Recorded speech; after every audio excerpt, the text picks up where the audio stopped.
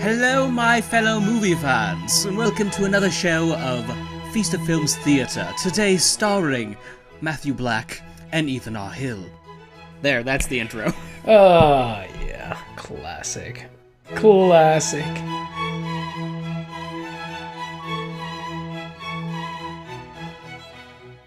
Hello, everyone, and welcome to part 2 of our two-part Star Wars Episode 1 talk. Enjoy the rest of the show. All right, so let's move into Act 3, the return to Naboo, and the conclusion of Episode 1. The good, the bad, the weird. What do you think, Ethan? He's eating popcorn right now. So, most of my notes that I have left over for the good, the bad, and the weird are all mostly just, things that made me sad and were not great. Well, I guess, one thing that I could say that would be good, but it's not... It's a weird way for me to express this. I felt Qui-Gon's death was good, but also unjust. And also, I would have liked to have seen Qui-Gon in more movies. You know? Mm-hmm. It would have been kind of an interesting thing to almost see him be the one training Anakin for the first bit. And then there became kind of this unspoken rivalry between Obi-Wan and Anakin, because Anakin's trying to live up to what Obi-Wan was as Qui-Gon's apprentice, and I think that could have been an interesting story to tell. And I'm not a fan of how he died. I think that's my biggest issue, is just how his death played out. Like a cheap shot. It was a cheap shot. Yeah. It was easily deflected, and it's a hard time for me to believe that the way that Obi-Wan, or the way that Qui-Gon died would not have been the same way for, Maul couldn't have dealt with Obi-Wan the same way. It seemed he died because he had to, rather than he died because it made sense to. Right? It was more of a, let's just force this death in. Yeah, I don't know if it exactly was that, but keep going. That's just how it feels. That's how it felt to me, and it's one of those things where, because how much I love Qui-Gon as a character, mm-hmm. Legit, as a kid, I loved him as a character, and, specifically picking out, when you're a kid at Toys R Us or Walmart, and it's I want a lightsaber, and you got to choose which kind of character's lightsaber. Mm-hmm. Qui-Gon's was the first one I went for. Oh, I always went for Obi-Wan. I was the other side of that. Yeah. I've become, that's weird. For me, as I've gotten older, Obi-Wan's, especially, with the counterbalance on the bottom, that's appealed to me more and more as time has gone on.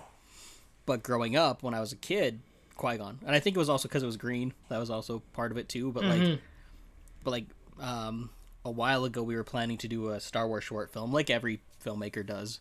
Yeah. And it just went nowhere, which I'm cool with. But we actually took time. We went down to Home Depot and we bought a bunch of supplies to build our own lightsabers. Nice. Literally, dude, just go buy some PVC and then go and raid the plumbing section at Home Depot. Yeah.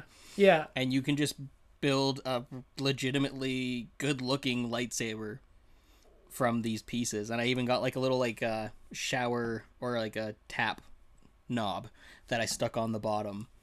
And okay, yeah. They looked legit. They looked like actual lightsaber props, and I think I might have thrown mine out eventually because again, we weren't doing anything with it. Yeah. You're okay, see you later.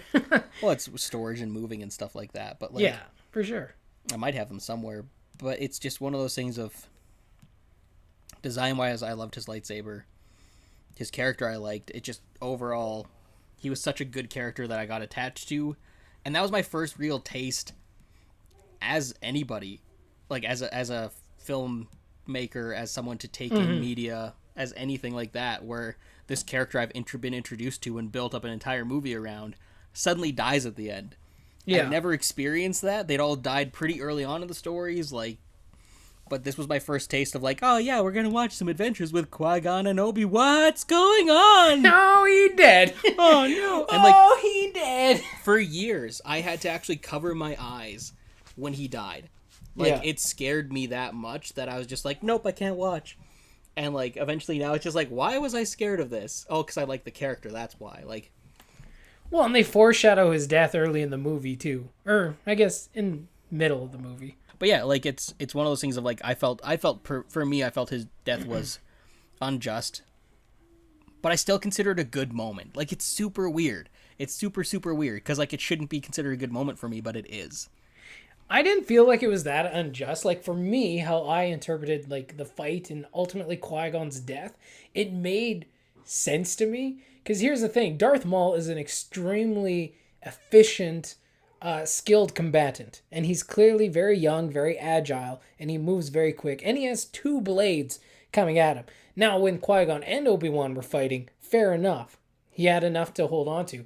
But when they got separated and it was just Qui-Gon fighting, I just feel like, number one, from a physical standpoint, he is an older Jedi. Like, True. he's not 60, 70, but he's got to be up in his 50s. I don't know exactly his age, but he's got he's getting gray hair. He's at least early 50s, at least.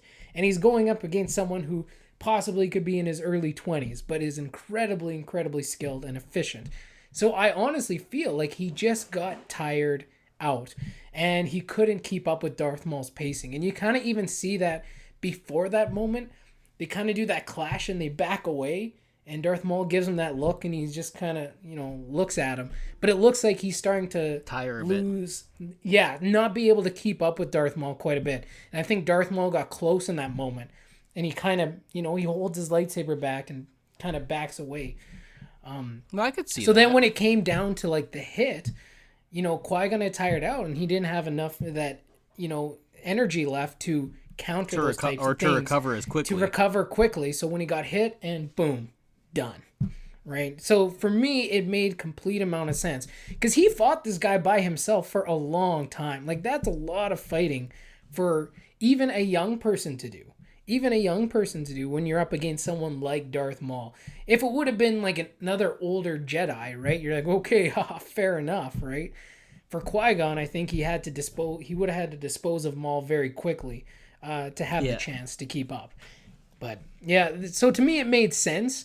It fit into the story and it fit into who these characters were, not just on like what needed to happen narratively, but who they were physically as their essence characters. So, like, another complaint I've heard, I don't have this complaint, but a lot of people are saying that why didn't Obi-Wan Force run all the way from, like... Oh, to catch up, yeah. Yeah, and I don't like that argument. I don't think that's a solid argument because, number one, if he timed it wrong and he ran too fast but didn't stop soon enough and ran into one of those beams, he'd be dead. He did. Yeah. And the other one, too, is just, like, the dude's in the middle of a battle. Like, they've been using the Force quite a bit. He's probably You got to fatigued. preserve your energy. That's the thing. Exactly. Yeah. If he would have Force ran there and then just been, like, out of breath fighting Maul, he would have been just as dead, right? He would have been just as dead. Exactly. Yeah. I mean, arguably, we know logically the reason why is narrative structure and drama and tension. for sure. But when you're going to nitpick things like that anyway. Yeah, if things don't make sense in the world, though, like, you can have all the narrative structure you want and foreshadowing and key plot points over a trilogy. But if it doesn't make sense in the world, it's not going to land well, right? And for me, this still made sense. Like, it needed to happen, but how it happened made sense. Now, if Qui-Gon and Obi-Wan were still fighting, and then Qui-Gon was alone for 2 seconds and Darth Maul killed him, I would have been like, okay. But they were fighting for quite a while before Obi-Wan kind of, while he was trying to catch up. I want to say they even cut away. Like, they had did them cut fighting away, for a bit, and they cut away and they dealt with other stuff. And arguably, when it's story structured like this, a lot of times there's things that are going on simultaneously with the other action that you're watching when you're switching between these battles, right? Yeah. It's not all one for one where it's like, well, they fought down like that whole walkway, right? Yeah. Before they reached the little circle of, pit of death area. So, but yeah, no, I thought that was actually a good element to the Act 3, but... Well, I mean, hey, that means we were both talking about something good. Just I think it bugs me at the end of the day. Because you love the character so much. 100%. Yeah. But that's why I was super excited when those books came out with Obi-Wan and Qui-Gon going on adventures together, because I got more Qui-Gon, right? Yeah. And I'd love to see a series of that. I don't know if they'll ever get Liam Neeson to come back for anything, but like... Well, I would hope he'd come back for the Obi-Wan series, to be honest. Like, at least even just to... Like, he won't be as a physical...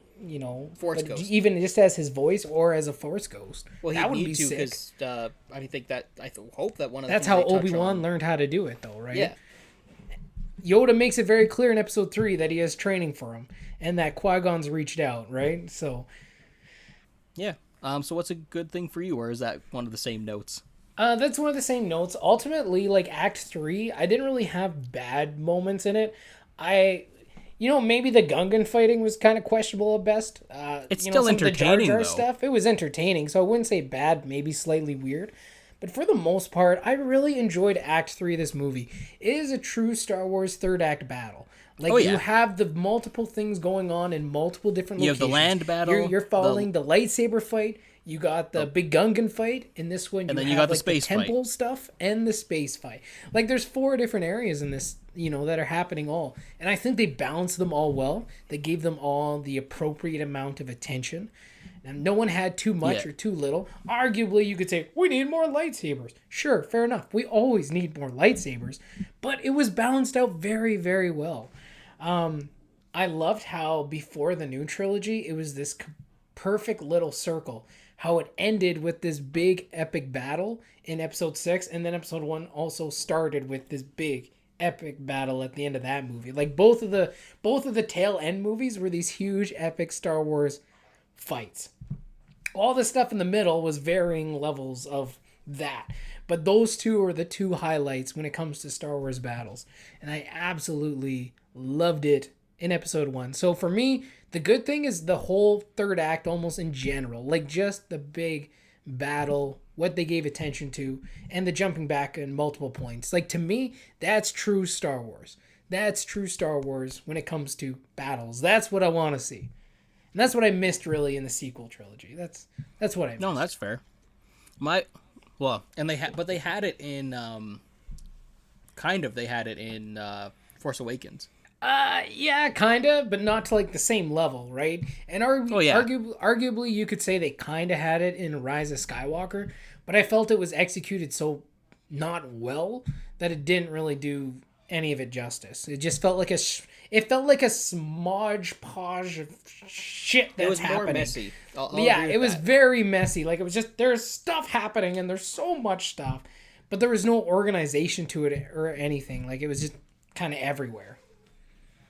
Whereas this was clean. This is very that clean. being said, well though, done. in the final battle, I did have a bit of a problem with some of the stuff in episode 1. Mm-hmm. And a lot of that's to do with Anakin's space battle. Fair. I love the space battle. I love all space battles. I enjoy them. But Anakin in there was just like stuck out like a sore thumb. I was telling my wife as we're watching, I'm like, this is literally the equivalent of a battle going on and some child like flying through like like just going for a joyride like in the middle of a battle. Let's try spinning. That's a neat trick. It's not even the equivalent. That's exactly what was happening. He wasn't participating. He was just like, oh shit. Like I'm in the middle of a fight. Oh man. It was kind of silly. And like the fact that he accidentally hits what they are trying to hit and accidentally launches his mission. Like, it's just so much... It's so much convenience that it irks me when I hear... Like, so here's the thing. I'm, at the core, I'm okay with that. When I hear people complain about specifically Episode 7 and how everything's too convenient for Rey in Episode 7, I'm like, did you watch Episode 1? Did you watch how convenient everything is for Anakin? Like, it's not convenient. I wouldn't say convenient. Like everything in the story isn't convenient for Anakin, but there's certain moments that are incredibly convenient for Anakin, and I'm okay with that in storytelling. But episode 7 didn't 100%. bug me for convenience. Episode 9 bugged me for convenience because everything was just by chance that happened in that movie. It was just by chance that things happened. I'm not talking about episode 9. I'm talking about episode 7. I know you said 7, but I'm saying 9. But 1 was okay to me. I had a lot of people complain even to this day when I talk to them about it, where it's like, but Rey can do this, this, this, and this. And I'm like, yeah, and Anakin could do this, this, this, and this. Trust me, it's been a Star Wars staple for a very long time. Yeah. That's just part of it. And it's okay. And as I said, it doesn't bug me to the point where I get like physically upset or angry about it. It's just like one of those things like, okay, I guess that's the way we're going with this. That's what happened, yeah. It's just so weird. It's just such a weird execution, and it's just really... I don't fully understand it, but I understand it. And at the end of the day, the Anakin is kind of the surrogate audience, like, seat for the kid, like, for kids. For the kids, I guess, As a 9-year-old, I mean, we probably both really, really enjoyed watching Anakin do that because we're like, we could do that too. And we Everyone would, wants to be in a space battle. Yeah, for sure. I would die I don't think immediately, everyone though, wants so I to. probably would have been... like, Anakin's lucky he survived. I would have been dead immediately, so, you know, but... There's some of my favorite Star Wars games are the ones where it's, like, less about running around with a lightsaber and more of just, like, the dog fights. I love... Oh, like the Starfighter games, yeah. Yeah, oh, yeah. Dogfighting's fun. They're so much fun. It's fun. Anything else that bugged you about Act 3 or that you loved? The very ending, that whole parade, that whole everything, just still to this day confuses me. I know, and it's 100% to line up with how episode 4 ended. It's that whole, like, hey, here's a procession, here's, like, we did it, guys. Yeah. But, like, it really, this one is really forced and really, I don't think needed to be there. And then there's the weird side glance that Padme and Anakin give each other. And Just this whole... Well, yeah, like, we just talked so about the whole weird... creepy thing, man. Creepy McG. There's so and much... did you notice, like, Obi-Wan picked up on that glance? He's like, what the fuck?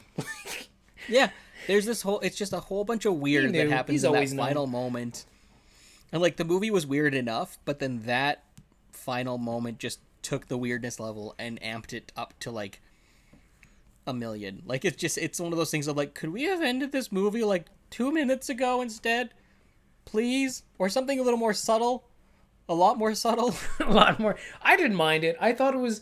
I honestly never compared... Like, in my mind, I've never compared it to episode 4. It's very interesting that you say that, because now that I think about it, visually, it is very much episode 4. Now that you say that, but the like... way it ends. Like, the final shot. Yeah, absolutely. The final shot, the whole aisle thing, everyone standing at the front, it's just 10 times bigger, right? And I was like, man, I've never... Until you literally just said that, I've never pictured those two the same thing. I always compared it more to, like, the end of episode 6, like a big party, like, yeah, we won kind of thing. So, like, I don't know. To me, it seemed fine. I never really had a problem with it. Didn't have a problem with it this time. Given who the Gungans are and the people are, I'm like, this seems like it makes sense. Because this was a situation and a conflict that didn't just affect... like one group of people or like a group of rebels. This was like a whole planet and a whole city that overcame the Trade Federation. So I thought it just seemed appropriate because we would have a festival too. And it reminded me no difference of like the festivals after the end of World War II, right? And the parades that happened. I like that idea where it would be more of a parallel with episode 6. Yeah. I think that would have been more appropriate, having, instead of it being like a big procession or anything, have it more just be like a party in the streets. I think that would have been a bit more... Instead of being so formal. It was really formal. Particularly? For a parade. It was kind of... Yeah. It was kind of weird. It was kind of... And I guess just accept the two groups accepting each other, right? As well. Like it's and being willing to work and incorporate each other into society. It is, and then we just never see that happen again until... Yeah. No. I think we see it briefly in episode 3 during Padme's funeral. I wouldn't call it a party, but yeah, there's a lot of people. That would have been really awkward if it was like the same scene, except it was a casket. Like, I mean, like, not party. I'm talking about the uniting of the Gungans and the Naboo. Oh, the people there. Well, no, you see, you get the idea of it because Jar Jar is now with the senator, right? He now travels with her, so you get the idea of the integration of the two.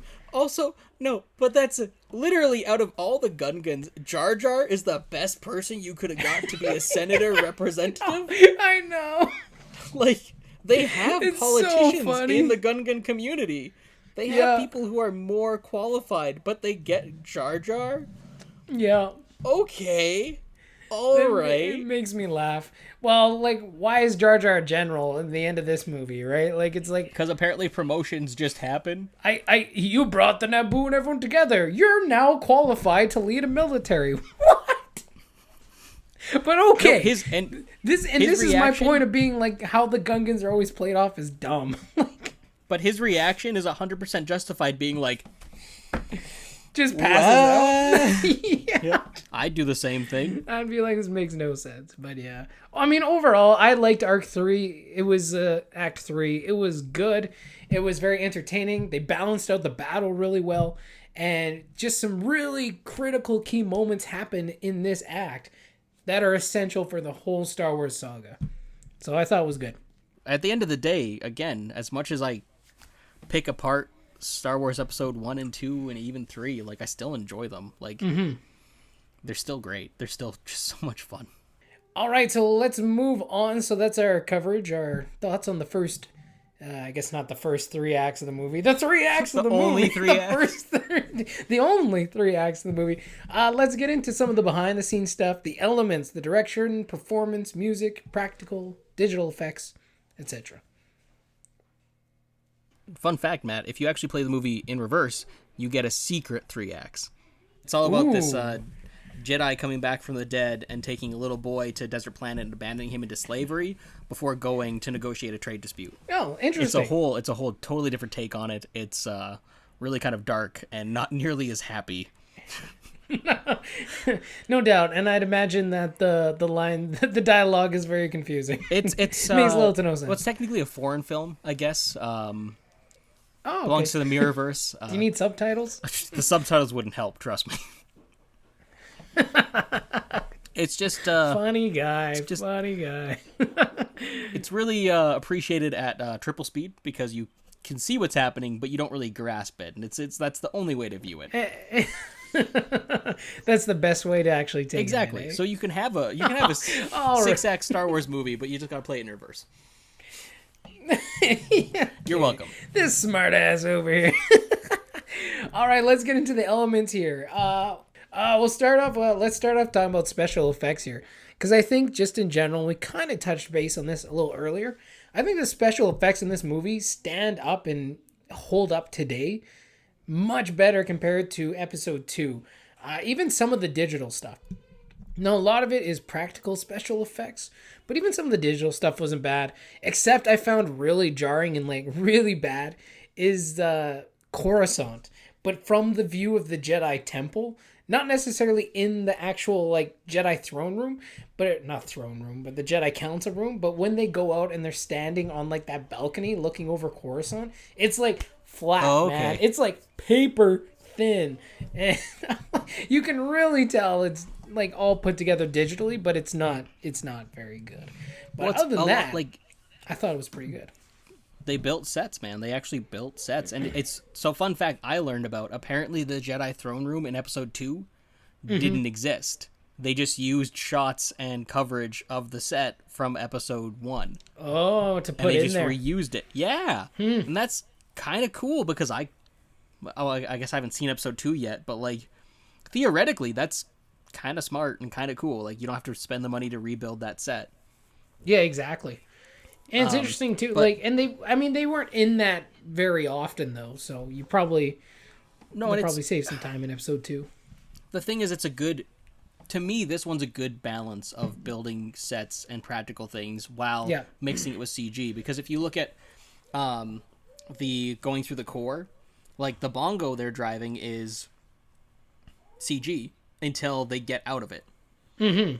Like in the interior is practical, but then like the shot that I still love to this day, and it's such a dumb shot to love, but I do, is when they come out of the water and they're climbing out of a physical craft, a physical submarine. It just it makes my heart so happy. Like it's just so.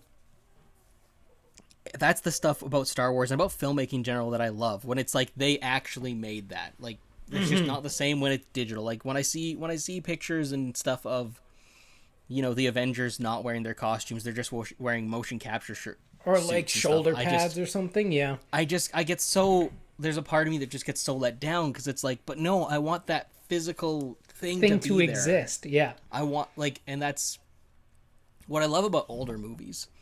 Like that's when they didn't have tangibility. The option. 100%. And I think we've talked about this too. I don't know necessarily on the podcast, but we've definitely talked about it, with each other. And that was really one of the thing that's so charming about older movies, because they didn't have like the digital escape button. You know what I mean? Like solve our problems, digital special effects. It was you had to figure out how to make this happen. And some things were clearly impossible to make happen. But what they could make happen were always amazing. And I think it just really added to the charm of older movies. And you can even see today, like there's just something missing from it with the amount of digital we have. speaking as a filmmaker and someone who's made a movie, like a lot, like we had some feedback from a couple of our friends who said, like, you saw the creature effect in our movie. People told us, oh, you should just CG over top of that. And, like, number one, we don't have the money or the means or the know-how to do that. So, no. That's number one. But we knew that going in. So, yeah, you know, we built kind of a cheesy-looking creature effect.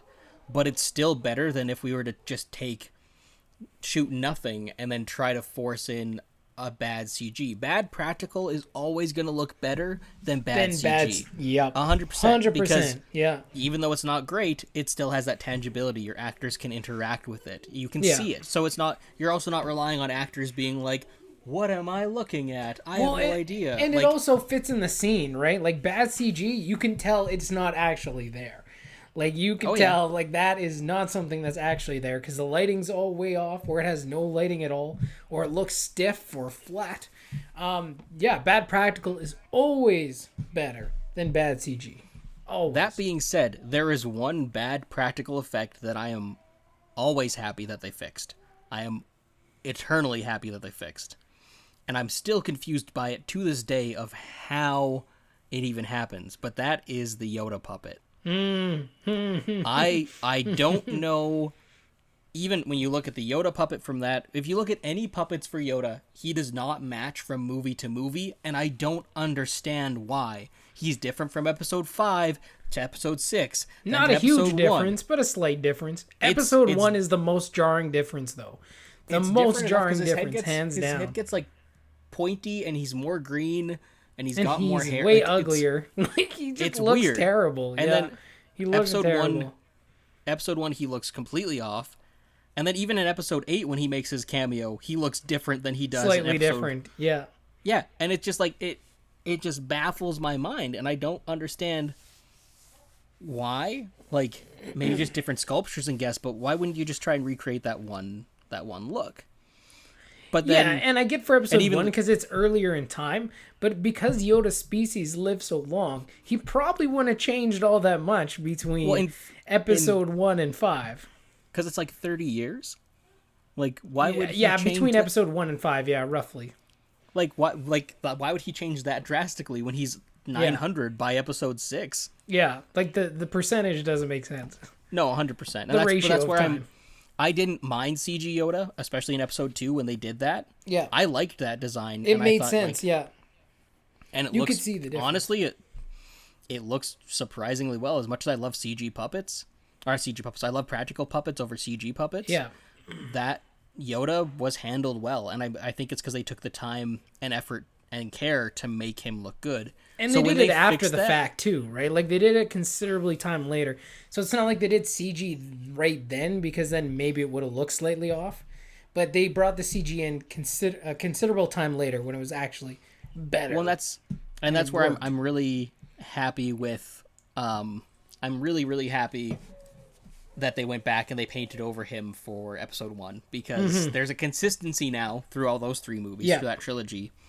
And it does, like, I rarely ever say that, but that is an instance where it worked. CG looked better than the practical. Yeah. Because, like, you can do practical great even today. I mean, we keep going back to The Mandalorian, or I do at least, but look at what they did with the child. Like, that's a good example of how to use. Good. Yeah. That's how to do practical right, and I love it. And practical nowadays is so much more complicated, and I don't know if diverse is the right word, but it's definitely more detailed than they could have made it back then. Back in further days. Like, just looking at the animatronic that little baby Yoda was, I'm like, it's just so amazing how they captured his motions. He looked so childlike. Like, convinced me at the time when I watched that, like, Max was, just very, very, very baby. And I'm like, all the kind of little looks and stuff that he would give, I could see it in Yoda. And I was like, how did they capture that so perfectly that I believe this is like a little baby who's exploring the galaxy? And that's, I think, I just loved it. Maybe that was the shame of what the early 2000s was, though, is that the technology wasn't far enough along in practical to make really great looking practical, but CG wasn't far along enough to make really good looking CG. It was like this. It was this awkward, like, maybe time in history. transitioning And I feel stage. like now, what I'd love to see in film, I'd love to see more of that energy put into really good looking practical. Because I think effects, we're there. Yeah. I think 100% you're there. I think it's going to require some more engineers and stuff like that. But I think even if you look at what like the Disney Parks Imagineering crew can pull off and have pulled off even before all this. I was literally just gonna say that, like watching the Imagineers on Disney Plus, I and love seeing that all the documentary so much. Oh, it was so good, and seeing all the It makes practical effects they use like around the park. You're like, why can't we? Like, there's no reason we can't. There's no. I mean, it'd probably be expensive, but how much more expensive than to do CGI? Like, and some things have to be CGI. Well, that's the thing. Some things you can't build, but when you can, shouldn't you? Well, it's like even if you look at another parallel is actually Lord of the Rings. And I feel like every movie has like just one CG shot that hasn't aged well. Yeah. In Lord of the Rings, everything looks great. Everything looks amazing, except for there's one shot when they're crossing the mountaintops and they're crossing over top of, it's like that big epic moment where the Fellowship's walking and they cross over this mountaintop and then they digitally put a ruins, like a ruined castle on top of this. And it's the one CG effect where if you go back and watch it, just that one shot, you're like, why? Why did you add that? No. It was fine. The mountain was fine. But even at if the you time in 2001, that was amazing. That was like, yeah, we didn't even pick up, our brains didn't pick up that wasn't real. We were just like, oh, it's cool. Like, I think that's kind of the other thing too, is like as we've gotten older and as technology is furthered, I think that's a big thing to remember too, that things that looked great back then, that were mind-blowing back then. I mean, even if you look at the Matrix movies, yeah, if you look at especially the sequels, the first Matrix holds up. The second and third one, some of the effects don't hold up as well, and that's because at the time that was amazing graphics. Now those are just our graphics for our PlayStations, right? Well, like, even less, right? And as we continue to get better special effects and better CGI, of course we're going to look back at older stuff and be like, oh, really notice the difference. It's the same as when you played like your Xbox and now you're playing on Xbox.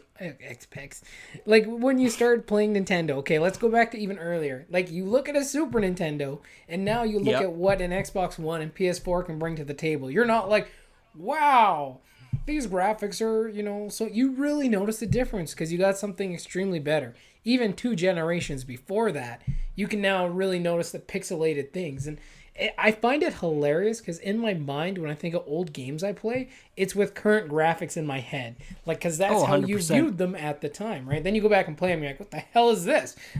Like, but it's I thought the same there was thing eyes, with not movies shadows. too, right? Like, and that's exactly. The better CGI we get, when you go back and look, now you notice all the imperfections of when it wasn't as a refined technology. But you know where you don't notice that? Practical. With the practical effects. That's an ugly Yoda. The real. But I mean, let's be honest, we all that's knew a that design thing, though. That's a design thing. That's not necessarily bad practical. That was just bad design. Yes. He was somehow more wrinkly. It was strange. It was I hated that design. I really, really did. But like in general, the special effects hold up in that movie. Like the pod racing holds up. The fights, the battles hold up. Dude, even once again, Jar Jar, the battle droids, and the Jar Jar holds up, and that is the most amazing thing. Like you can tell they put a lot of quality effort into making Jar Jar's CGI. I want to say. I want to say he's a mix of CG and practical, because I want to say that. I think he is slightly. I want to say he wore a suit. He wore ears, I think, for sure. Because I don't know how much of a suit he wore. That was one of the first motion capture things that happened, though. But I don't know how much of it was an actual physical suit of Jar Jar. I don't know if I can send you a picture, but looking at it, no, he actually wore like a costume. And then they CGI'd over the costume kind of thing? I think so, yeah. Because he even wore like a fake head, so that they would actually look at where Jar Jar's head was. Oh, like it's actually really kind of cool looking at this. Oh, you have to send that to me. That's nifty. I dig it, man. But okay, so then a mix of practical and digital effects. But Jar Jar even holds up. Like, because the CGI on Jar Jar could have been so terrible that he sticks out like a sore thumb. But actually, those characters hold up much better than I thought they ever would or had any right to be in 1991. And they probably touched it up too, I bet. When they went Matt, back it was in. it was 1999, not 1991. Oh, yeah. I don't know why I said 91. That's my birthday. Me too. Yeah. Wait, Matt, are we saying we're the same age? I think we might be. Is that why we were in school together for those years? Wow, that would make so much sense. What? The world Crazy. finally makes sense. No, it doesn't. It's stupid. Just why we're friends. That's what makes sense. But yeah. No, anyway, I just thought special effects in that movie, tops. Dude, no, They did a they really were good like job. compared to episode 2, and again, maybe I'll change my mind when I rewatch episode 2, but like compared to episode 2, even like the shots of Obi-Wan walking through the Jedi Temple are just so bad compared to anything else that they shot in episode 1. Like the verisimilitude, like the idea that this is a real place holds up well in episode 1. As far as special effects, like you can feel the presence. And they did use a lot of practical shots, but obviously, you know, some was a little CG or whatever. But again, episode 2, you don't feel like a lot of those things are real. I guess that was the movie that kind of really dove into the digital more so than anything. I think another thing that affects it too, though, and it's kind of ties into this film is touted a lot as being like the first film that was shot on digital, but like parts of it were. Not entirely, just parts here and there. Most of it was still shot on film. Yeah. And some people say there's not much of a difference. There is, though. There's an intangible difference between shooting stuff on film and shooting it digitally. And I think there always will be. But this one I think that's also a part that plays in this too. That's why it feels more like the original trilogy when it comes to the shots and how things look versus later on. Yeah. And I think, because I even want to say that Force Awakens was shot on film. I think. I'm not sure. This is where I'm finally learning to like Google things. While if I don't know stuff, I can Google it. Yeah, it was shot on 35 millimeter. Interesting. Yeah, so that to me again, like that's honestly probably why I love the look of that film so much too, right? Like, but yeah, so that's. Technically wise, I think that's what I really like about it. I like just the feel of it. So, what about the music, Matt? How do you feel about the music? Or do you want to keep talking about the... No, we can move... No, I'm good. I think we talked a lot on special effects and the practicality of it all. No, I'm good. I'd say so.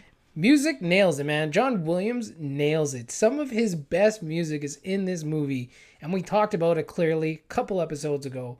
Duel of the Fates, I love... The music for the pod racing is right on point. The music in, like when it's going to, depending on the characters or the moments in the different areas, like it makes you feel part of the universe, and it's just the right sound for where they are at that time. Whether it's the council chambers or the Senate chambers or Tatooine or Naboo, everything feels perfectly right to where it's supposed to be. He nailed it. There's a fascinating thing when you actually look at John Williams and the time period at which he is actually writing music for. And you can see parallels in his different scores, even for different franchises. So, like, if you look at the original Star Wars films, you can see a lot of parallels with other stuff that he did for Spielberg, like Raiders and the other Indiana Jones films, as well as, like, Close Encounters, all that kind of stuff. You can see parallels there. And when you get to this era of John Williams... and you listen to like this Star Wars soundtrack, it feels like Star Wars, but there is a distinct difference between the original trilogy soundtrack and the prequel soundtrack. For sure, yeah. And if you listen to the prequel trilogy and then you listen to the movies like Hook, which came out in the 90s, if you listen to Harry Potter, you can hear more of the groundwork that then ties into the prequel trilogy soundtrack. Then if you go even further and listen to like the sequel trilogy soundtrack, which I still love the soundtracks, Force Awakens and Rise of Skywalker, there's like, I'm really excited to like analyze some of those soundtracks with you, because there's some tracks that I feel really get missed and overlooked Right. when it comes to Rise of Skywalker that no one is talking about, but I think is definitely worth looking at. Honestly, we can talk about it, but I honestly have to do a deep dive into that. Mm-hmm. But when you look at those 3 movies as well, and you listen to more of what John Williams is doing more in modern movies, his sound has changed again. Mm-hmm. And that's what I love about him as a composer, is that he not only knows how to write the best thing for the movie that he is a part of, but also knows what sounds to use for the audience that you're going towards. Right. Right? And it's like, it's almost like he's morphed. He evolves as a creator, and it's amazing. And like, that's... None of us ever stay the same, so that's good. It's good that he's changing, yeah. Well, his sound has changed and it works. Because I'd argue, too, that like, while they are Star Wars, the tones of each trilogy have their own tones. And distinct, for sure. 100%. Yeah.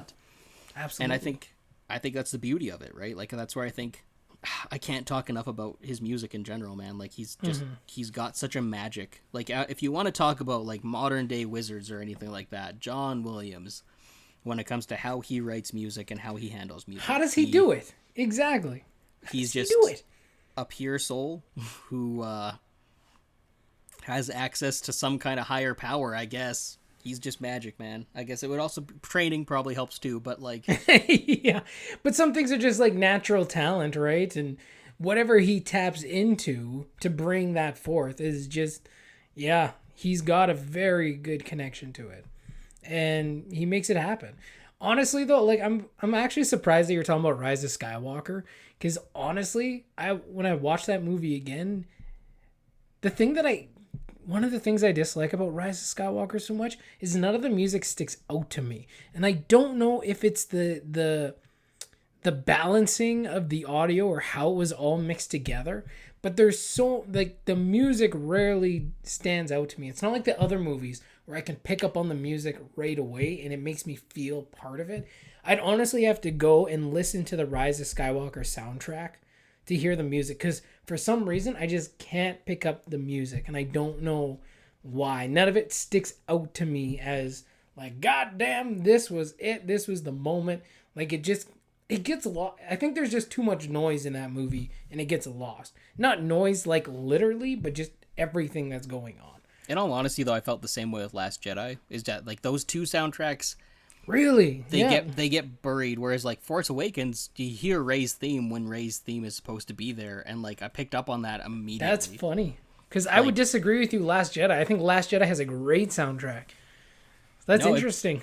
It bores me, man. I don't know why. It's just something like, but we can talk about that at a different time. We can talk about it another time. Yeah. But regardless, John Williams nails it. Oh yeah, like again, like he nails it every time, regardless. Like it's I don't know, especially in this film, yeah. And that's the thing where I think the one of the strongest things to come out of the prequel trilogy is the music, and it is the soundtrack. Like, and that's just irrefutable. I don't think I've met a single person who's like, no, I don't like the soundtrack to the prequels. Like, you start playing Duel of Fates, and everyone's like, this is my jam. Yeah, I exactly, love this. right? Yeah. You can't not. It is such an epic feeling piece of music. It's amazing. Okay, how about performances? What did you think about the character performances in episode 1? Depends on the moment, depends on the character, depends on the actor, depends on the direction too. Like, there's so many things that, like, there are good moments. Well, for sure. That you say that in any movie, man. But just, what do you think? What'd you think? I mean, like, overall, I would disagree that you could say with any movie, because there are some movies where it's a consistent level of performance throughout. Yeah, but if you change the director or the actor, then it kind of depends on that too, doesn't it? I don't know if George Lucas is the best person to direct children. I just, overall, but yeah. Like, I felt like the performances, especially from, like, the children, or from the child, Jake Lloyd, wasn't fully there. But again, that's no fault of his, because he's a child. He's learning as he goes, and I think the amount of hate that he got for what he did... undeserved. Was 100% undeserved. Yeah. And actually pretty like, that actually sometimes makes me angry and a little sick, because it's like, this is a kid, man. I don't care how much you love Star Wars. This was a kid. Well, it's the same thing to people who got mad at the kid who played Joffrey in Game of Thrones, right? Like, they're taking it out on this fictional character, And it's like on a real person, like they're like, I hate this fictional character, therefore you as a real person must suffer. And it's the same thing with this. It's like, you portrayed a character that I didn't like the portrayal of, so I'm gonna go after you. And it's like, why? Like that's real awesome. And you know it was adults because kids loved it. Kids didn't have a problem. It's grown ass adults that are picking on a 9-year-old. That always just blows my mind. Like, grow up, man. And that's why I think for me and you, as people, again, when we went and saw this, we were the same age. Yeah. And growing up with that, yeah, we grew up and we kind of like looked back and it was like, oh, that wasn't maybe a great choice of direction, or maybe that wasn't a great line delivery, but we also understood. Do you think me or you could have done a better job when we were 9? Exactly. Yeah. No, and that's also where, going back to discussing like story-wise, if they would have aged up Anakin a little bit more, yeah, you probably could have got a better performance out if you would have aged him up a little bit more. Mm-hmm.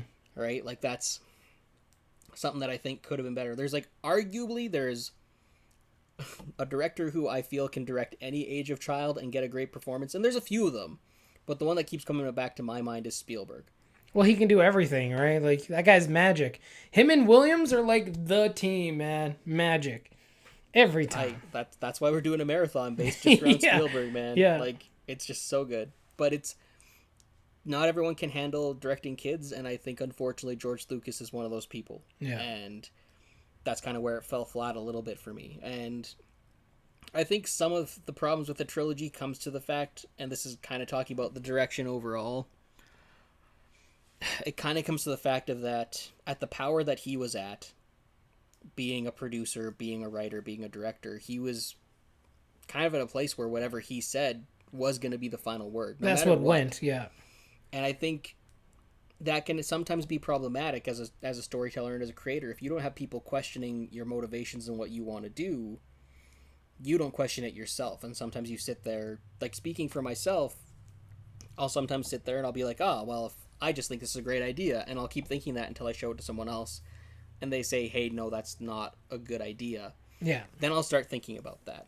On the flip side, though, the reverse happens where I'm like, this is a crappy idea, and then I show someone, they're like, no, this is great, and then it's like, oh, okay, maybe it's not let me terrible. take a deeper look at this. Yeah. Well, sometimes you just need different perspective. We can't always see everything, and it's hard to judge our work all the time. Because honestly, you can write something, and in that moment, you're like, this is brilliant. You can go to sleep, wake up the next day, and do nothing in between but sleep, and look at it and be like, this is the biggest piece of crap I have ever read in my life.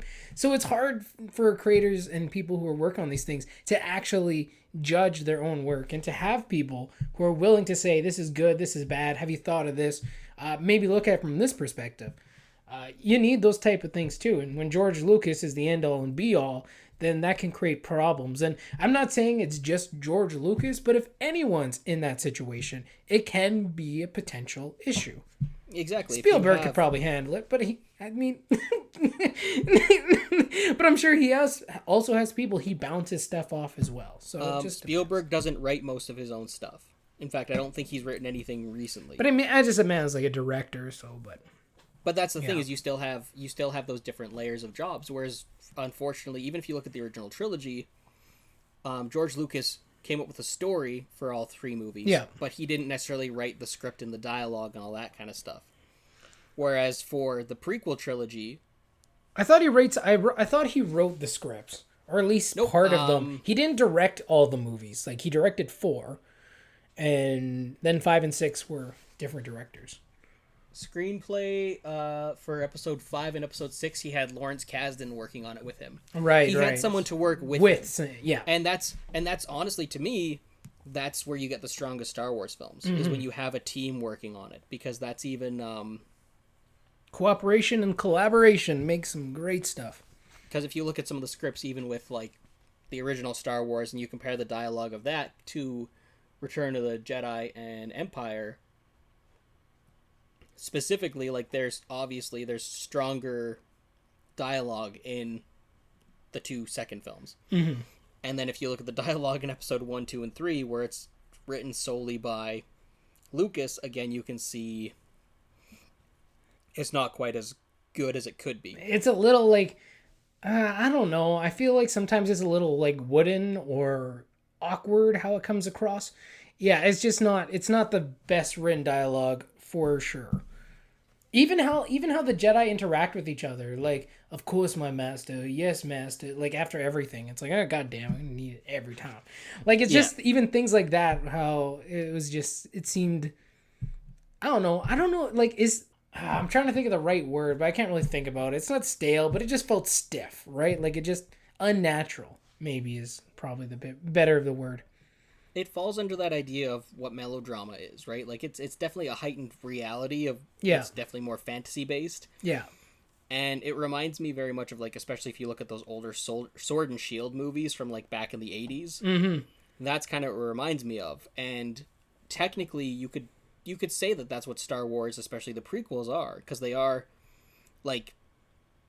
more of a heightened fantasy because we're at the height of the Republic. We're at the point where it's like, yeah, the Jedi are at their strongest and all that kind of stuff.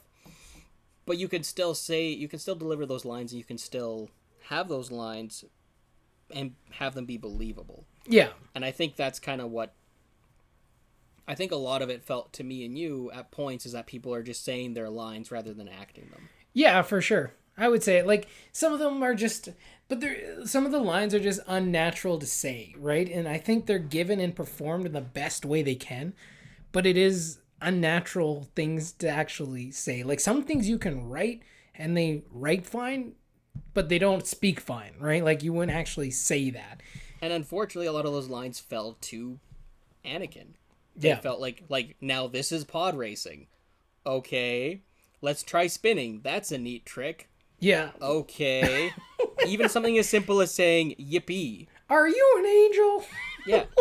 Like, and that's no fault of... That's no fault of Jake Lloyd's. No. No, because, I mean, like, give that to any actor. Yeah. And it's going to sound stupid, the one actor I've been able to counter that with, because someone asked me, even with, like, episode 2 and the I hate sand lines. Yeah. They're like, you can't give that to any actor and make it good. I'm like, aha, Nicolas Cage.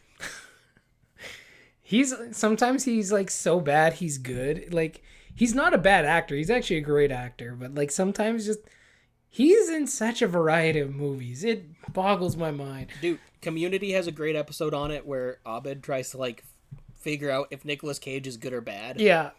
And it's amazing. It's worth the watch. I'm not going to tell you what happens. You might have seen it already, but, like, I did a while ago, but I haven't got to that point in the rewatch yet. Revisit it. It's so good. It's so worth it, and it's true. It's very true. Yeah, it's hard to figure it out. But yeah, that's to your me. Take. That's just kind of where a lot of it fell flat. Is just the direction could have been a bit better, stronger. It could have been stronger, and I think that depends on who you surround yourself with. And we weren't on set, so we don't know how things were handled. But it comes across as though there wasn't a lot of questioning the decisions that were made. For sure. And I think, but again, like, that's just our take. That's our take as outsiders, right? As not actually being on set. Yeah, from what it looks like. Yeah. We could be very wrong. And, like, I'm more than fine accepting the fact that I could be wrong in that sense, because you never know. Until you're there, you never know how things go. Yeah, I agree with you. I think the direction could have been stronger. Obviously, like we said, the writing could be stronger. I think the performances actually were pretty spot on for who they were written to be, like who they were supposed to be as characters. I felt the performances were as strong as they could be. And like you said, Jake Lloyd, we said, he did actually a pretty good job for what he had as far as directing and what his lines were. You know what I mean? Yep. Like, he's a 9-year-old kid. He's not going to have the depth of experience to be able to take bad writing and communicate it in a better and stronger way, right? Like, he's just a kid. So his lines are going to be very much based on the writing and the direction that he gets. Where the other actors, I thought most of them, for the most part, I thought they were pretty spot on for who the characters needed to be in this film. Like, even genuinely looking at any of the other actors, I don't really have much of a problem with them. Yeah. Like, Obi-Wan was great. Ewan McGregor is fantastic in it. Yeah, Liam Neeson was great as Qui-Gon. Yeah. Even Natalie Portman as Padme, she was good. She was good too, right? And what she needed to be. Even Jar Jar, even for what Jar Jar was supposed to be. Like, I don't blame Ahmed Best for the portrayal of Jar Jar, because even what he was supposed to be, he actually did a good job. Even if we don't like Jar Jar, even if we don't like the character or the writing behind it, his performance was spot on for what the character was.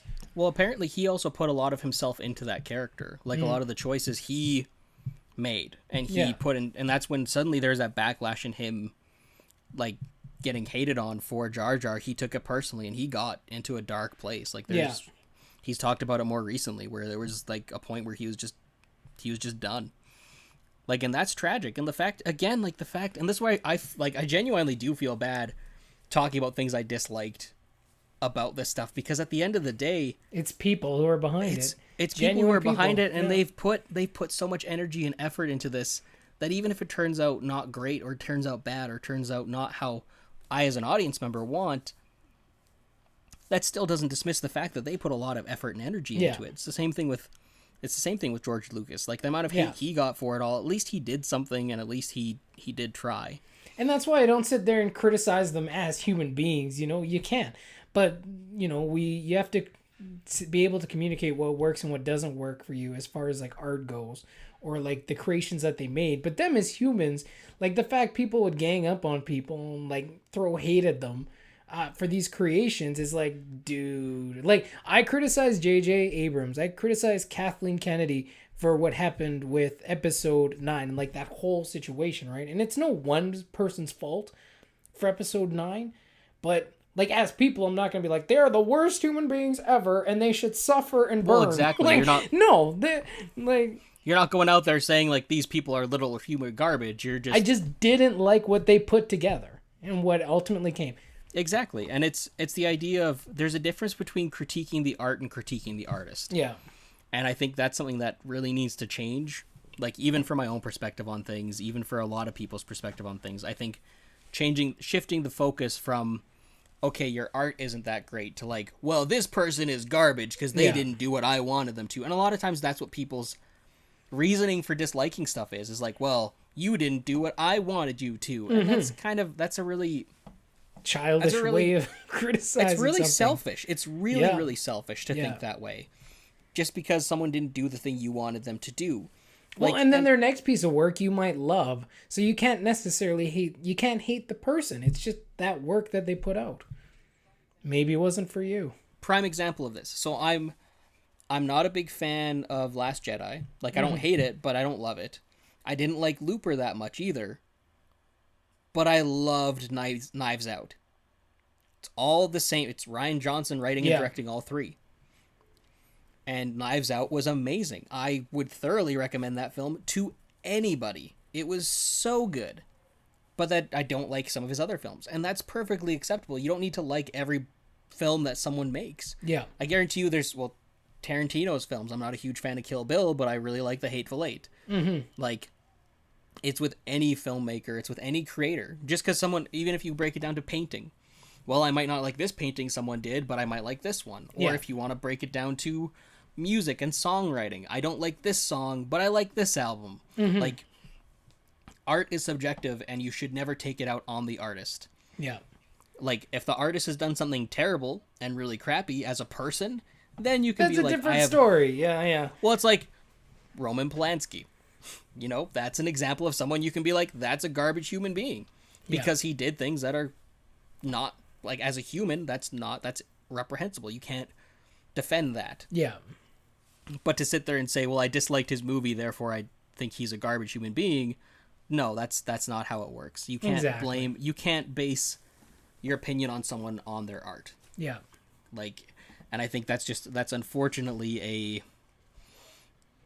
it's a thing that happens too much especially in nowadays, where they just kind of bag on. Yeah, bag on. Exactly. One, it's they just put it all in the same basket, and they're like, oh, nope, this is how it is. And it just, it irks me to no end. Like, it does. Like, it's just, it's silly. It's a silly mentality. And I think I've said enough about it. I'm going to stop talking about it now, because I'm going to get caught in a loop otherwise.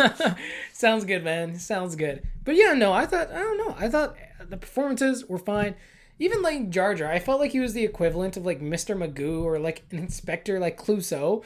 And I was as I was watching, especially the final fight, because like he's screwing up left, right, and center, but yet it somehow is all working out for him. Like I'm like, this guy is straight up Mr. Magoo over here. And I think maybe even that's what they were going for ultimately. It's just didn't really work.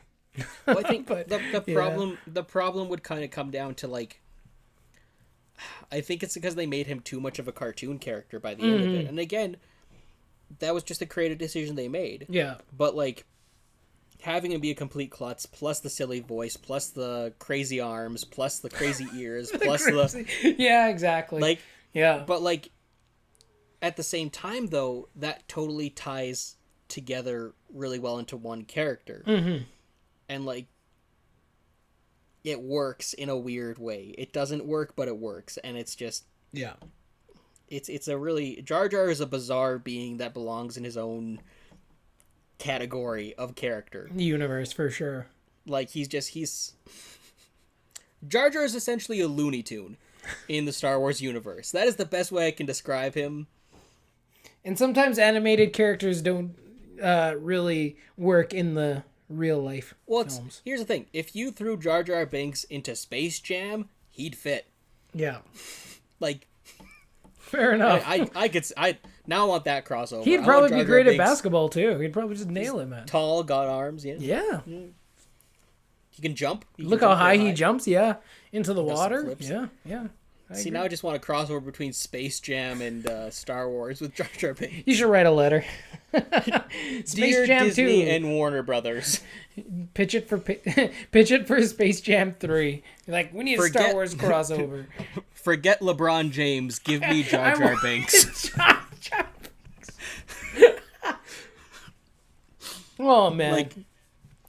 But like, no, it's I think, again, like, for what it is, for the time period it is too, because a lot of people forget, it is a 90s movie. Yeah. And, like, not to dog on the entirety of 90s, because we kind of grew up in that era, but there's a lot of movies that don't have good acting or good performances in the 90s. Yeah. And, like, it's no fault of the people who are in the movies. It's just how it was. Yeah. One, like, so there's also the school of thought, too, that, like, just because something is in the movie doesn't mean it's always the best shot that was for that movie, depending. Yeah. Because there's a lot of pettiness and stuff that has happened where, like, if someone doesn't like a specific actor, they'll go out of the way to pick the worst shots for the actor. Jeez. And it's just, yeah, it happens, and it's dumb, and it makes me angry because it's just like, no, do your job. Do your job the best to your ability. Yeah. But, like, it's one of those things of just because maybe me as an actor, I gave my best take in take 2, but the director really likes the camera work in take 3. I didn't give my best performance, but the director likes the way that it looks, and he likes that performance better than I do, so he's going to pick the take that wasn't my best performance, but he thinks it is. Mm-hmm. Like, there's so many layers to making a film and putting together a film. Yeah. That it's really hard to criticize the performances on their own. It's really hard to criticize even the screenwriting on their own. Like, there's so many moving pieces and parts that all go into it. You want to talk about the big picture, Matt? Yeah, let's move on. Okay, let's move on to the big picture. So themes, characters, just realized your shirt is arcs. I just realized your shirt is Iron Man. I thought it was like, I've been trying to figure it out all day. I'm like, is it like the New Balance logo? Because it kind of looks like an N and a B, maybe. Yeah. No. And then I was like, oh no, it's a Ninja Turtle shirt, but it's not green. Why? Like, why is it not green? Turtle shirt. Well, because that looks like their shell. Oh man, fair enough. Okay, yeah, I get what you're going for. Yeah. And then finally lean back and I see Iron Man, and I'm like, oh, I'm just really dumb. That's pretty funny, man. All right, let's take a look at the big picture here. How does this movie, Star Wars Episode 1, fit into the big picture as far as themes, characters, relationships, all that sort of fun stuff? I'll just start this off because we already kind of briefly touched on this point, so we won't spend too much more time on it. But clearly, Star Wars Episode 1, we already talked about, it's critical for Palpatine's rise. The conflict, everything that happens in this movie was a critical piece in putting Palpatine in the position he needed to be in. I couldn't agree more. Yeah, I think it starts just introducing him and his motivations right from the get-go. Yeah. It doesn't waste any like he shows up right away. Like right away he shows up and you know he's behind everything. And that's really how this one fits in as far as like for his arc, right? He needs to have this moment and we need to see him kind of controlling both sides. Like it really sets up the whole Clone Wars conflict and how he's going to be, again, controlling both sides. But again, it's always just to get what he wants, right? What he needs to be in the position that he needs to be in. Looking at how he's even manipulating Padme during the Senate scenes and just kind of explaining, oh, now this is going to happen. It's so sketchy and so unsettling. Yeah. And then even like when you go to episode 2, I think it is, when he's talking about accepting the responsibilities of these emergency powers, and I like it's such a politician, it's such a greasy thing where he's just like I think the greasiness comes from we know what's going on. Yeah. We know that he's running the show and but everyone's fooled by it. Yeah. It's such a chilling moment, like, and you really see like this guy is like 30 steps ahead of everybody else. Like he is like just the precision, and he's figured out how to make things happen, how to rise to power, how to claim power over everyone, absolute power in a democracy, which shouldn't be easy to claim absolute power. But he's also figured out how to do all these things and also have a way to exterminate the Jedi. Like that. You know, like his end game's still in place. He's not like, I'm in power now. Now how do I kill the Jedi? Like, no, it was all part of the same plan. Order 66. We're just going to slide that on in there. And... we're going to hide that from everyone else. So it's just really interesting. And this really sets up, and a lot of things that we're going to talk about in this kind of segment set up so many things for the trilogy that's to come. But this one's definitely critical for Palpatine's rise and ultimately the whole saga in itself. I think we can both agree that the setup, for me at least, this set up a lot of stuff for the trilogy, for like the prequels. Mm-hmm. And I'm really happy though that it didn't necessarily, in this movie at least, it didn't set up a bunch of stuff for episode 4, 5, and 6. Like this one specifically, and it kind of changes from movie to movie, but like this one, episode 1 definitely left the original trilogy untouched. Yeah. And I appreciated that because it wasn't messing with the things I already knew. It was just its own thing. It was its own thing, and it was starting off its own story. And while it ties into them, it just kind of... it would be like if instead of pod racing, they, for some reason, decided to show Anakin going after womp rats in a T... was it whatever, T16? Yeah. Like, it's things like that where it's... they didn't rely solely on harkening back to episodes 4, 5, and 6. No. They just made their own story and introduced new elements. It was its what I own liked. thing. I liked that. Like, yeah. I like the world building that we got. I like that we didn't see any planets minus Tatooine that you already knew. Yeah. Like, at that point, yeah. There are people who I've heard say like, "Oh, well, you could easily fix episode 1 by just changing the name from Naboo to Alderaan." And I'm like, why would you do that though? I wouldn't want that in the slightest. Yeah. I like Alderaan being its own place thing. Yeah. I like that a lot more than if they were to force this whole trilogy just to be on 2 planets, basically. And it wouldn't really make sense like if it was Alderaan anyway, because the whole idea was like the kids were supposed to be hidden from Vader. So like if they're just hidden back on her home planet, like where the mom came from, that's not really hidden, is it? And on both home planets. Yeah, like, exactly. Yeah, it's not necessarily hidden. Yeah, exactly. That would be dumb. One is enough, and then the other one. But just even character relationships and stuff like that too. I think the only thing I wish it would have had a stronger setup for would be the relationship between Obi-Wan and Anakin, because I feel like they didn't share really any screen time together, and again that makes like I guess it makes sense, but it doesn't to me at the same time for how close of friends they were. And that's like I keep going back to the same point where I wish they would have aged up Anakin a bit, so there might have been a bit more of a rivalry Yeah, between sure. him and Obi-Wan, just kind of show a bit more of a rocky I friendship. think that was already. I think that was kind of shown in a way. I think what they set up in this movie wasn't necessarily the friendship or the brotherhood that they would share later on. But I think kind of a lot of the things were set up in moments that set up the tension that would always kind of exist between them, because that never left. Whether it was, whether they, Obi-Wan maybe felt abandoned by Qui-Gon, or whether Anakin had felt that Obi-Wan really had accepted him or not, right? Those were subtle layers in there that really brought forth the tension that's going to exist between the two characters. And that's what I appreciated in that setup. And that tension never goes away. Like, Anakin's always going to know in some part of his brain and some part of his feelings that Obi-Wan didn't accept him right away. That he said the council was dangerous, that he was on the council's side. There's always going to be another moment for Anakin that he wished Qui-Gon would have lived, right? Qui-Gon took this kid away from his home, essentially became his father, died, and now Anakin is left not with this father figure, but with this other figure, maybe a brother, we could say, but who never accepted him or wanted him in the first place, right? And that's the person who's going to teach him. That's why, to me, like I'm saying, I would have liked to see more of that, I would have liked to have explored that a bit more and spent more time. If there was more time, like, that's the problem with the pacing of the movie and how it is. You could have dedicated more to that or more to Anakin and Padme. And I think it would have been a lot less weird if they would have dedicated more time to Obi-Wan and Anakin than Anakin Oh, and I get Padme. what you're saying. Yeah. Okay, yeah.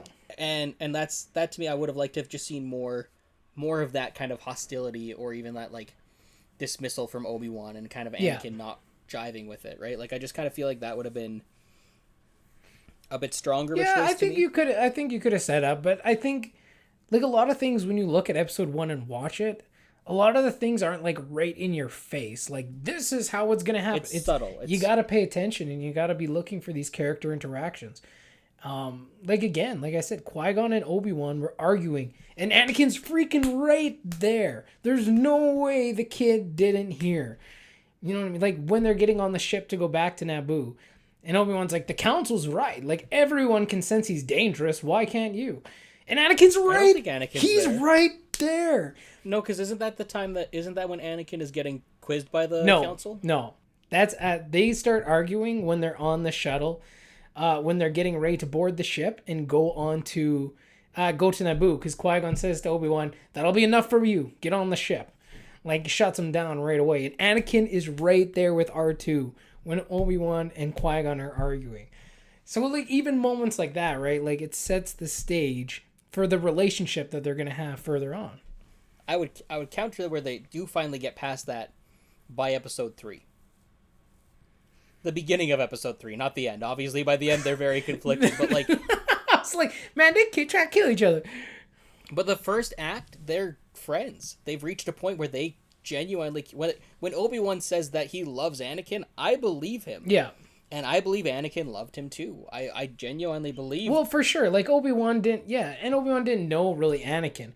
But I think it's not so much in Obi-Wan's point of view. I think it's in Anakin's point of view where this applies. Because at the end of the day, like, Anakin still was like, yeah, I'm going to kill Obi-Wan, and I'm not going to hesitate about it, and I'm not going to care. Like, I'm still going to kill him. So that's a whole thing, though, that I'm confused by. Not confused by, but kind of interesting layers of the characters.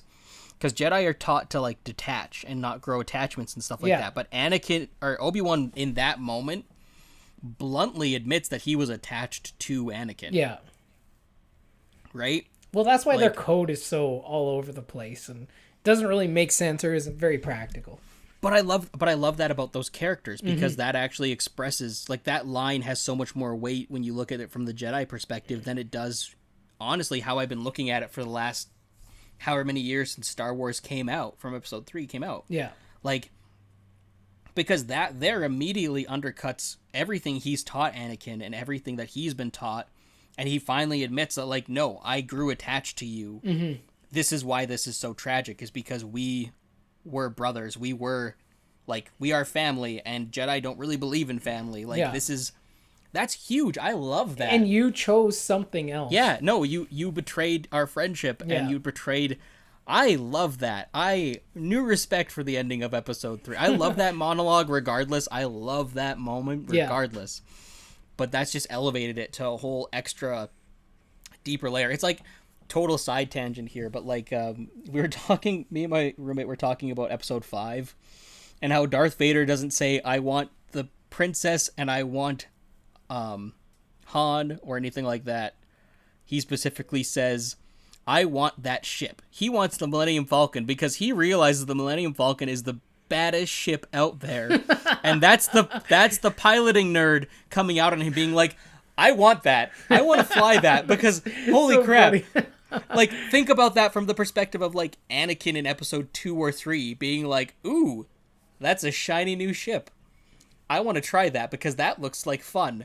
That's 100% his motivation for wanting the ship. It's not because he wants what's on the ship. He just wants that for himself. I think it might be a balance of 50-50. I don't know if it's one way or the other. Dude, that's what shot him out of the sky in episode 4. He's like, no, I want that now. My TIE Advance isn't that advanced. I want this old Corellia freighter that's apparently better than anything I could have. And like, that's such childish motivations, but I love that as my headcanon. I love thinking about it from that perspective. Your headcanon. It's so Anakin, though. It's 100% so Anakin, where it's just like, yes, that's the ship I want. I would like to fly that. Yes, it'd be good. But your ship is mine now. I think ultimately this movie and the relationship between Anakin and Obi-Wan set up the tension that's there, and it's a deep-rooted thing. Like, even though they're friends in episode 3 at the beginning, like, there's got, like, if Obi-Wan had accepted Anakin like that, didn't question the council, he was totally with Qui-Gon, he's like, man, I'm all in on training this kid, let's do it, and Anakin saw that and felt that, you think Anakin still would have betrayed Obi-Wan? Like, at the end, like, maybe he'd say screw the rest of the Jedi, but do you think he would have betrayed Obi-Wan? Like, if out of anybody, Obi-Wan should have been able to reconnect and bring Anakin back. But it was because of this thing that was still there and always will remain there, that was so deeply rooted, ultimately led Anakin to decide, Padme over Obi-Wan. Because Padme showed him compassion and love. Obi-Wan didn't at the end of the day. Well, there goes the counter to my argument about seeing more animosity, because if you just don't see it, but you see her caring about him, that kind of just sets it up there of why Padme is so much more important to him.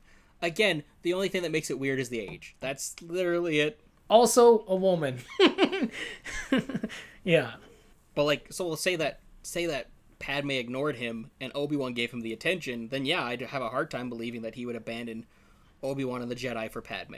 Well, I think, yeah, like, and I feel like ultimately if Obi-Wan would have been with them right from the beginning, it would have been a whole different story, right? And those are the subtle things that they drop in these movies that really, you have to think about and you have to consider human beings, right? Like, we're not just talking about characters and like how plot points set up. Yes, that too, but how human beings actually interact and hold on to things that we don't necessarily always think we hold on to, right? Or we're very outright. Like, Anakin wasn't like, you were a dick to me when I was a kid, so screw you, man. But that knowledge that he always held with him, that Obi-Wan never truly accepted him. He did after he trained him and got to know him, and they became brothers and friends. But at the beginning, Obi-Wan never truly accepted him. He also thought he was dangerous. Obi-Wan belonged to the Jedi, not to this little family that Anakin had with Qui-Gon. And that's ultimately what Anakin betrayed, the Jedi, including Obi-Wan. Obi-Wan was a part of the Jedi. But yeah, it's interesting how they set that up. I think it's also interesting, like, Anakin's, just in a parallel, Anakin's transformation of character. Like, from Anakin Skywalker, little 9-year-old boy who's like, nice to meet you, and so nice, to ultimately becoming Darth Vader. And you see, even in the original trilogy, right? Such a parallel in character. Such a parallel. Oh, yeah. Like, Anakin is like, he's like, come to my house, we'll look after you, watch out for the sandstorms, I'll race for you, I'll get you your parts. Like, he's always trying to help others, right? And then he becomes Darth Vader, and he's like, kill everyone. It's a total opposite. It's such a weird thing that he, like, just invites these strangers over to his house, and his mom's like, welcome. okay. In a greasy planet too, right? She's not even like, okay. She's just like, I guess so. Yeah. All right. Like, I feel like Anakin's one of those characters that he kind of got away with doing whatever he wanted to do as long as it didn't get them in trouble with Watto. Mm-hmm. She just kind of let him do anything. Yeah. Because, like, I don't know if she ever disciplined him. I have no idea.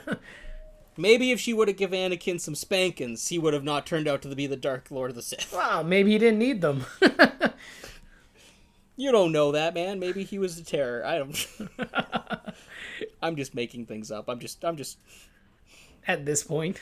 Exactly. Yeah. But like, yeah, no, it's interesting to see that shape, and I think that's maybe part of it too. Is like we started to see that darkness creep in by episode 2, but I think honestly, there probably could have just even been like a moment or two. I guess no, there was a moment. There was a couple. When he's talking to the Jedi Council and he kind of snaps at Yoda and Mace Windu about like, what does that have to do with anything?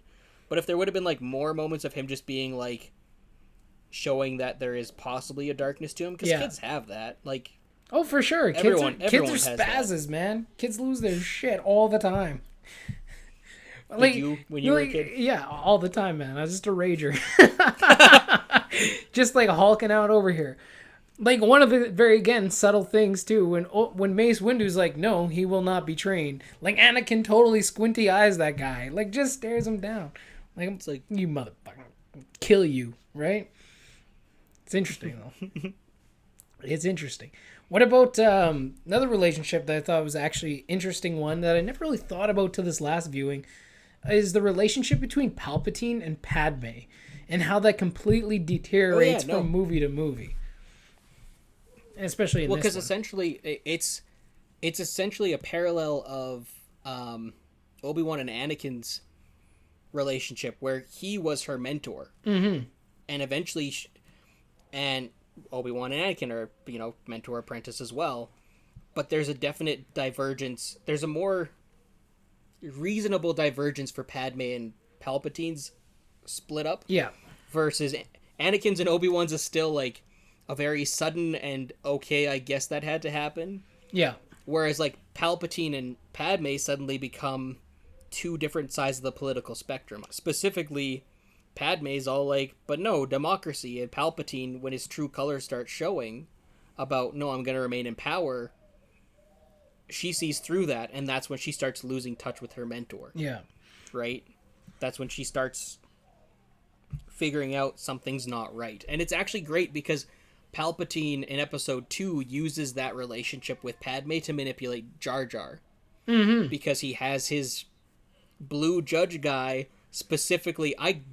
There is no way that wasn't orchestrated by Palpatine to say that moment of, if only Senator Amidala was here to, like, do this. Oh, for sure, yeah. Because there's no way. Sure. If Padme was there, I don't believe for a second that Padme would have done what they wanted her to. Yeah. But they knew to manipulate Jar Jar that way. Mm-hmm. And I think that's kind of weird, and that's really twisted and kind of sick that he used his relationship with her to manipulate someone else. Yeah. Well, it just shows you what character is. But it was just, I thought it was very interesting because, again, in this one, they're clearly very close. Like, there's a lot of mutual respect between both of them as characters. And then episode 2, you can see there's a divergence. They're more separate apart. They're more, not necessarily arguing, but she doesn't agree with Palpatine on a lot of things. And by episode 3, she doesn't even talk to the guy. You know what I mean? Like, they're totally separated at that point.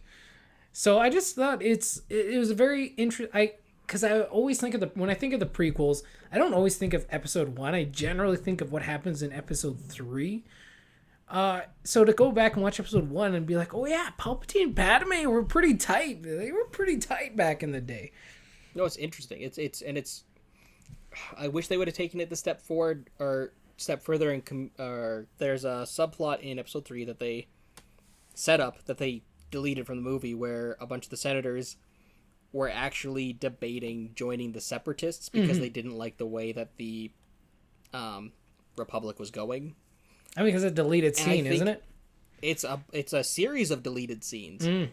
There's not just one. There's like 4 or Multiple. 5 that set up this whole thing where like Padme was ready to leave the Republic in order to like fight for democracy because she saw where it was going. And I really think, as much as I understand why they cut it because pacing and people complained about the politics and stuff, I really, really wish that they would have kept that in there, because I feel like that was such a strong thing. But anyway, my point remains. It's a plot they shouldn't have cut, in my opinion.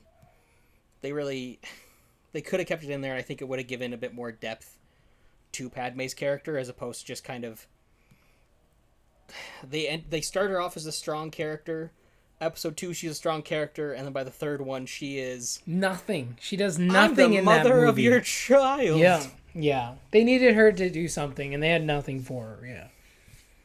And, like, it's just... She was really pushed to a side character. It would have been fascinating even if she, like, went into hiding with Leia. And, like, posed as, like, Leia's nanny for a while, and then eventually died or something like that. Like, that would have been an interesting layer. Like, would have made a little bit more sense, too, in comparison to what Leia remembers of her from the old trilogy. But, yeah. Yep.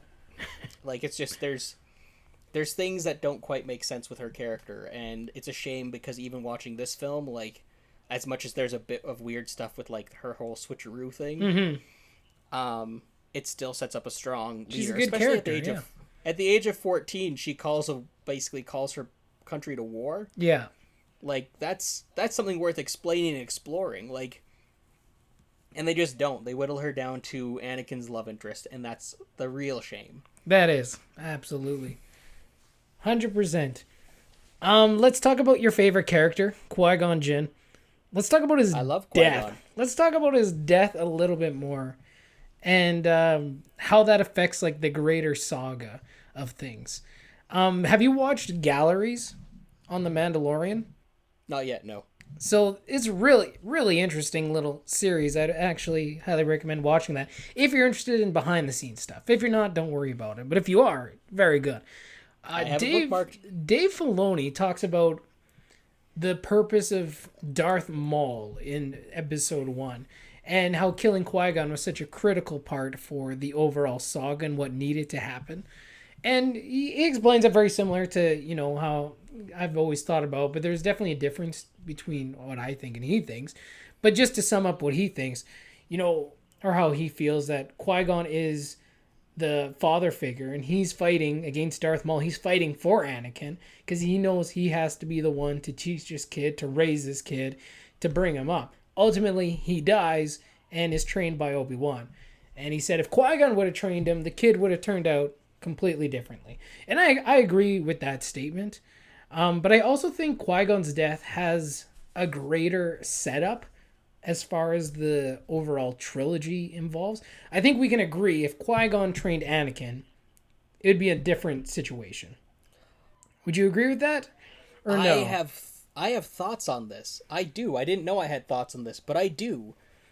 Because I think it would have been different, but not in the way that he or you are possibly suggesting. Well, I'm thinking a slightly different way than he's talking about. But let's just talk about his comments first. And how you... But the thing is, I can't talk about his comments without talking about mine, and I don't want to take your thunder if this is a thing you realize first. But I think that I don't think he would have been fine. That's my thing. That's where I disagree. I don't think Anakin would have been okay. I think Anakin would have become more cocky. I think he would have been more resistant to the Jedi. Well, because Qui-Gon already was. Yeah. And also Qui-Gon's super encouraging of this kid. Mm-hmm. So you already have this really borderline, I know what I'm doing character, because he had to when he was younger. Yeah. Then getting nurtured by being told, yes, you know exactly what you're doing. And, like, he's getting more guided gently versus Obi-Wan, who we've seen him, and he calls Anakin out all the time. Yeah. Whereas Qui-Gon didn't really do that from what we saw. And so I think if it was a more pat him on the head, like, don't worry, little Jedi, you're doing great, mixed with his current personality, I think he might have still turned to the dark side, but have been more ready to do it. Rather than a tragic hero or tragic villain, I think he would have been more of like, yeah, like, what do you mean? The Jedi don't know anything. Like, yeah. But the dark side, that's where it's at, man. I think there would have been that. Seems great potential. That's an interesting way to think about it. And that's just knowing how Qui-Gon is with the Jedi, and then taking Anakin's personality and amplifying Qui-Gon's mentality with the Jedi. That's what that equals out to me. It doesn't equal out to like, no, he'd be fine. Like he would be a more stable, balanced individual. Oh, maybe more stable in the sense of he knows where he's gonna go, and that's to the dark side. Like, that's to the dark side. Interesting. No, and I'm not really summing up like Dave Filoni's whole comments. Like you really have to go and watch it and talk about the depth that he's talking about and exactly what. And his point isn't necessarily Qui-Gon and Anakin. His point is like what Duel of the Fates ultimately represent, and it's this duel, he says, of the outcome of this duel will decide the fate of the galaxy at the end of the day, whether like Qui-Gon lives or dies. And I really liked how he said it, and it was great. But yeah, I never really thought about in your terms, like, again, we don't think necessarily as points, but as human beings, how would those characters over a long period of time work together? And I guess it would depend how Qui-Gon raised him, but we don't know how that would be ultimately. To be fair, I didn't think about that point until just now. So yeah, like until he said it, I didn't really think of that being the ultimate idea of Duel of the Fates. So it was really interesting. And that's why I love talking about Star Wars this way, because there's so many different, deeper themes that run throughout these movies that if you don't actually sit down, look at, and think about, you can brush right over them, right? So hence why it's great for kids, great for adults. But for me, Qui-Gon's death meant something a little bit different. For me, I always believed it was setting up Anakin's fear of loss that would pay off throughout the entire trilogy, right? And you even set that up earlier in the movie when the Jedi Council's talking to Anakin, and they asked him if he's afraid, right? And he's obviously no, and they're like, bullshit, we see right through you, kid. Don't try and trick us, you fool. And it's, again, fear of losing his mother, right? Of leaving behind his mom. So they already set up, he already has this idea of fear of loss.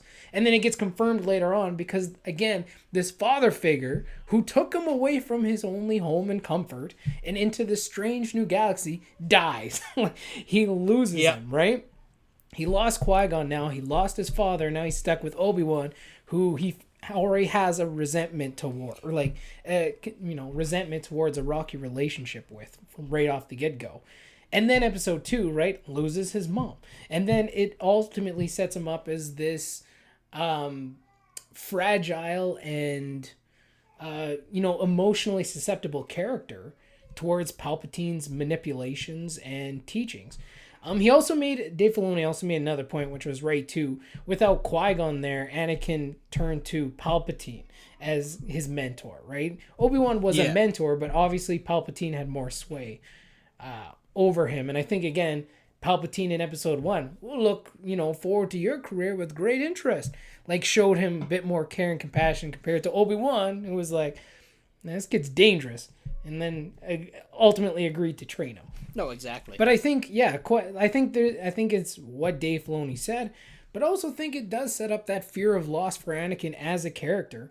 And as he continues to lose, by the time you get to episode 3, he's like, nah, not a freaking chance. Am I going to lose someone again? I dig that. I feel that. I feel like that's that sense of loss, definitely. Well, and he already felt a sense of loss in the first movie to his mom as well. Yeah, like leaving her behind. Because he was leaving her, right? Yeah. So, like, his arc has essentially just been loss after loss after loss. Mm-hmm. And, like, that's almost where I wish there was an extra film just exploring his time at the Jedi Academy to be like, well, okay, did he lose anything else during there? Did he have friends that died? Yeah. Like, no, that's interesting. I didn't really see the theme of loss throughout that and what that drove him to. So, yeah, I think, like, I liked how Dave Filoni said it because I never really thought of Duel of the Fates being the fate of the galaxy ultimately happening in this one moment. And it truly is when you look at it that way. But, yeah, it set up all these different other elements, this domino effect, right, that ultimately led to the fall of Darth Vader. Or the rise of Darth Vader, I guess, the fall of Anakin Skywalker, however you want to look at it. But again, it's also, if you look at, if you want to talk about how it also affects the original trilogy as well. And that's what I'm saying. Like the whole thing. It is the fate of all this stuff, right?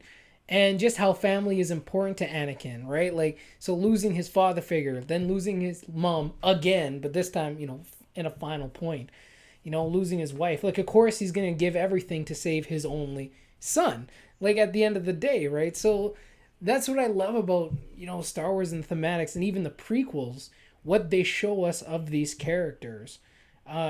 You can blaze right over them and not even notice these things. But as soon as you start digging deeper and looking into them, you're like, how you start seeing the connections, the relationships, the character motivations, and just how these are actual people. And they're doing no different than what people would do.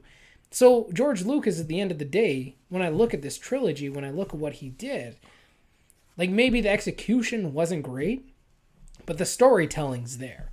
The characters are there. The ideas, the thematics, the moments, these critical key moments in his story are there. It's just his execution is a little rocky, right? But no, I thought this movie this is probably one of the most important moments in Star Wars. This Battle of Fates, the death of Qui-Gon is way more important than we really give it credit for sometimes. Most of the time. He's just a great character who died, and that bummed me out, but... Yep. But then when you look at it, you're like, oh, there's a lot more there. A lot more there.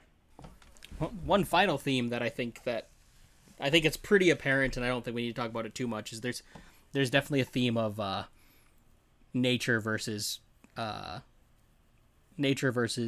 machine,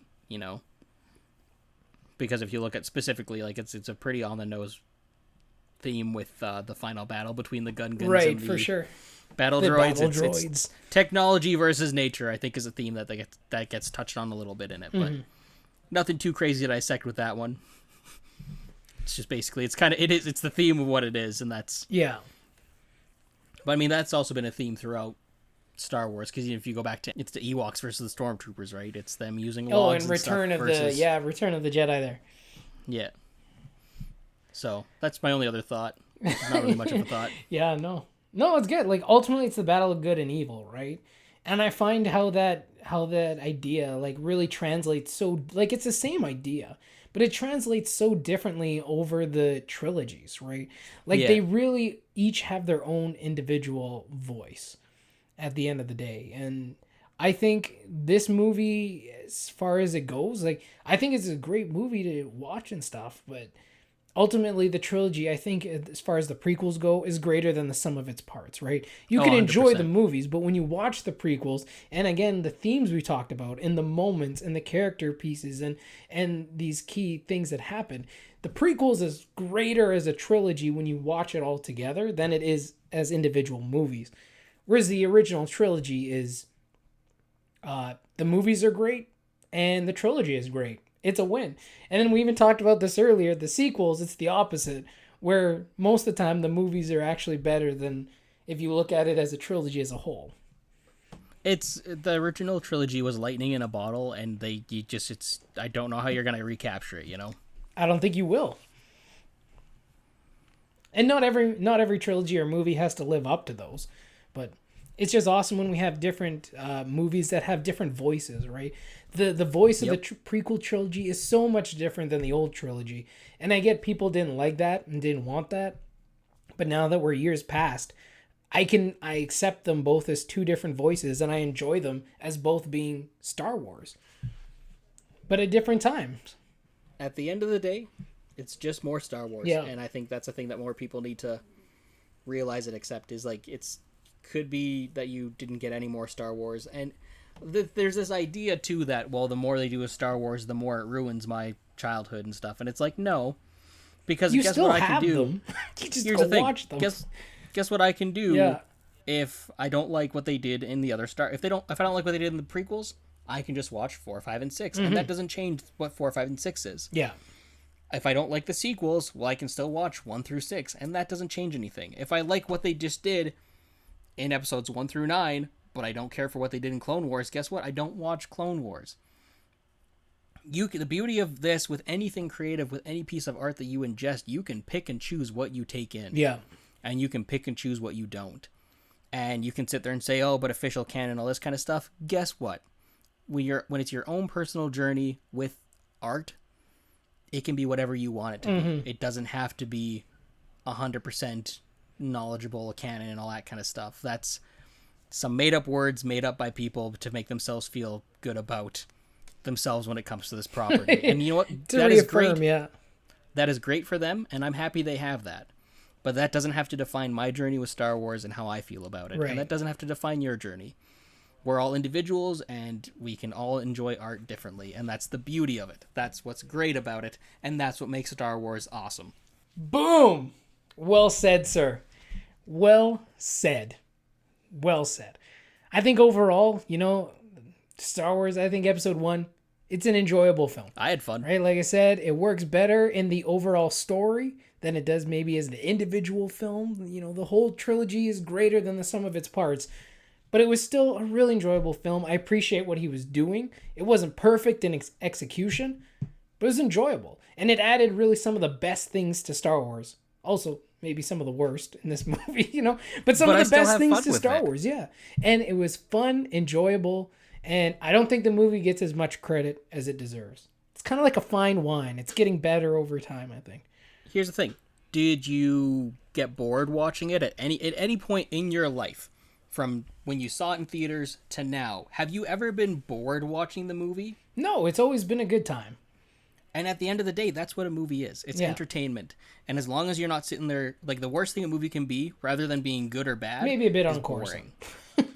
Maybe a bit uncoercing, but again, as long as the movie isn't boring, as long as it can be good, it can be bad, you're still entertained, and that's what makes a good movie. Mm-hmm. Like the biggest piece of kryptonite to a film is if it's boring. Yeah. It's like a comedy, right? If it doesn't make you laugh, why are you here? Any film, if it's not entertaining, why are you here? Like, if you don't get something out of it. So, and I agree if with you don't get something out of it, again, just turn it off and walk Do away. something That's else. fine. Do anything else. It doesn't read a book. Yeah. So, but yeah, is that our final thoughts, Matt? Dude, that's it. All I can say is I'm actually kind of excited to watch episode 2. I never thought I'd say those words because I'm not a huge fan of episodes 2, but I'm excited to see what I can find now and see if that digs a little deeper, or if episode 2 really doesn't have too much going on. Well, I'm excited to wait and find out. Anything else in you? No, I think that's it. Don't know when episode 2 is going to be, but we'll surprise you with it at some point. Another special episode. Yep, that's right. Oh man, this was meaty. I'm stuffed. I'm more than stuffed, dude. I have gone like 300,000 pounds of intellectual information food, whatever. And I'm full, man. This is why we didn't try to tackle the Star Wars trilogy or all 9 films in one video. Yeah, this is why we made the smart call. Long. This is so long. If you made it this far, congratulations. You deserve a medal. Yeah, I think that's good. I think that's been a good conversation about Phantom Menace, which is... I like how we didn't actually call it Phantom Menace, I think, until right now. We did not. That's a good point. We could even dig into that title, but we won't right now. We're done. That's it. It's Darth Maul. There's not much to dig into it. He's the Phantom Menace. We know that. Or is it Palpatine? Oh my goodness, no. We're not getting into this, man. It's a bit of both. He's the thing that's elsewhere that's elusive. I always thought Darth Maul was the Phantom Menace. Now I believe it's Palpatine. How about... Who's hidden in the shadows. Or it's the Sith. Compromise. In general. It's the Sith. We'll just say it's the Sith. We'll just go with There we go. Otherwise, we'll be here for another half hour. Yeah. Debating the Phantom Menace. All right, man. That's it for us. You can find us here on YouTube. You can find us on our different podcast apps. If you're listening to us, you know where to find us. So come back. Yeah. All information for our specific projects. Matt Black Project and Ethan R. Hill's channel. Whatever you're doing. Down in the description below. And subscribe to us. Stay up to date on all the most current podcasts, or follow us wherever you are. And that's it for another episode. This has been A Feast of Films, Episode 5, a special Star Wars Episode 1, The Phantom Menace. That's a confusing title, but I like it. That was a lot. This has been A Feast of Films, Episode 5, a special look at Star Wars Episode 1, The Phantom Menace. There we go. That makes way more sense. He's just staring at me. Okay, it's cool, man. It's cool. I'm Matt Black. I'm Ethan R. Hill. And that's it for us. We'll see you guys later. Have a great week, everybody. Toodaloo. Bye-bye. May the Force be with you.